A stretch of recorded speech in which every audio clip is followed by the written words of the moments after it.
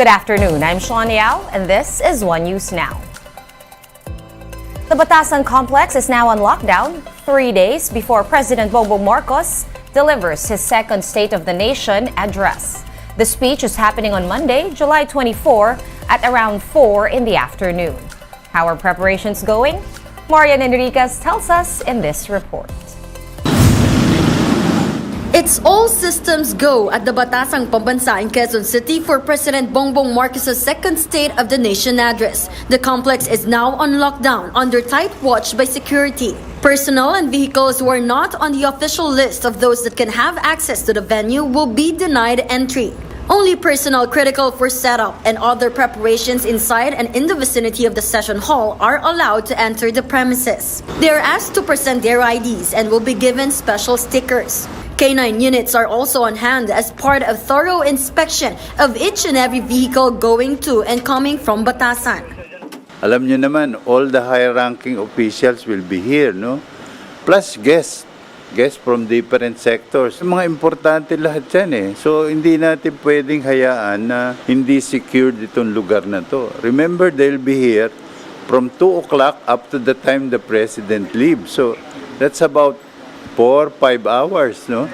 So kailangan secured talaga yung lugar namin.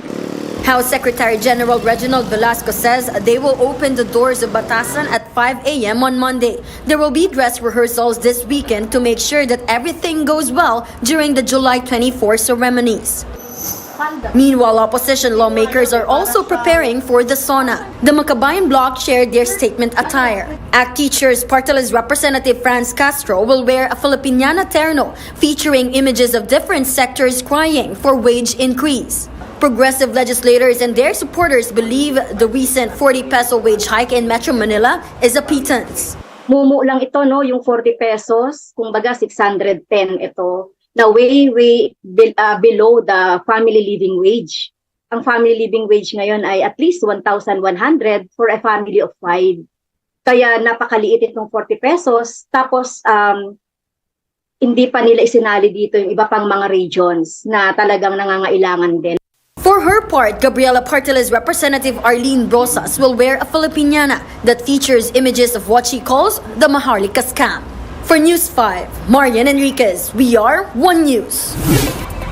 Meanwhile, the bagong Alyansang Makabayan or Bayan will have their own People's State of the Nation address on the same day as President Marcos' SONA.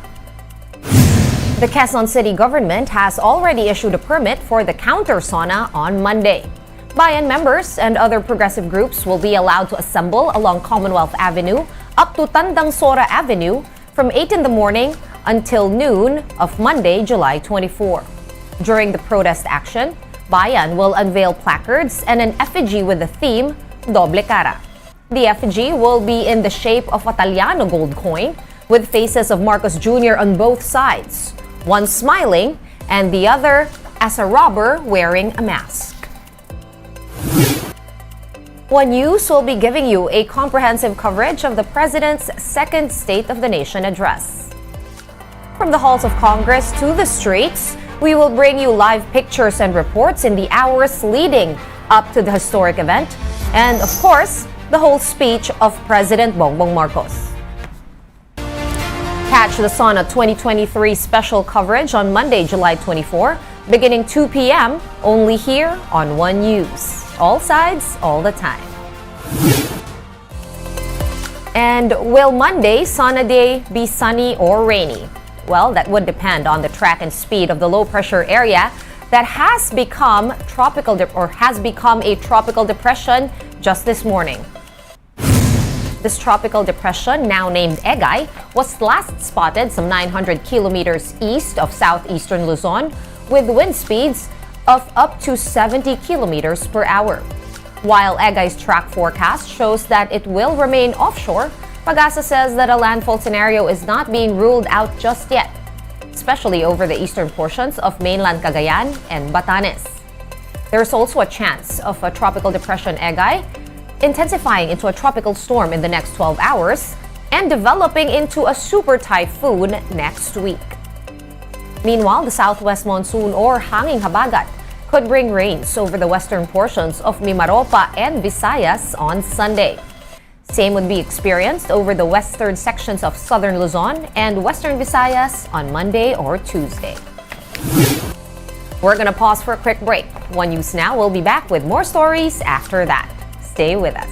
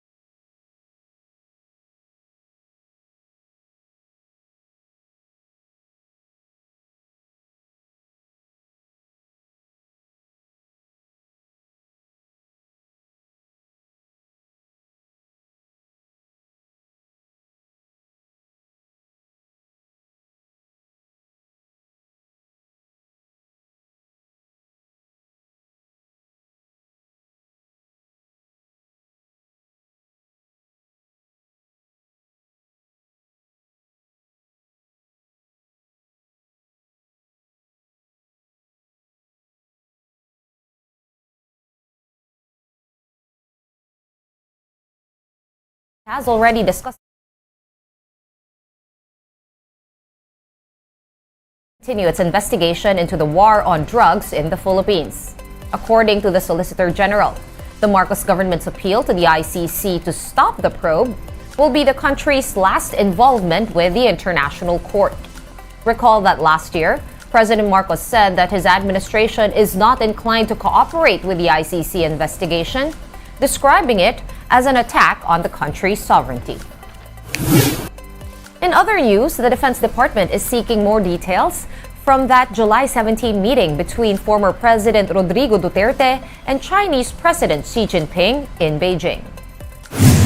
Defense Secretary Gilbert Teodoro said they want to know if the topics raised during the meeting are any cause for concern. Reuters reported that President Xi told Duterte that he will continue to strengthen cooperation between Beijing and Manila. Nevertheless, Secretary Teodoro believes that Duterte had the country's best interest in mind when he spoke to the Chinese president.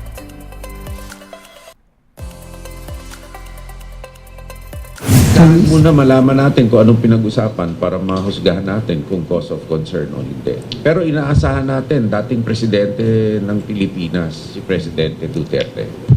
At inaasahan din natin na ang interes ng Pilipinas ay ay taglay niya. Time now to take a quick look at today's other top stories. The change of command in the Armed Forces of the Philippines, or AFP, is happening later this afternoon.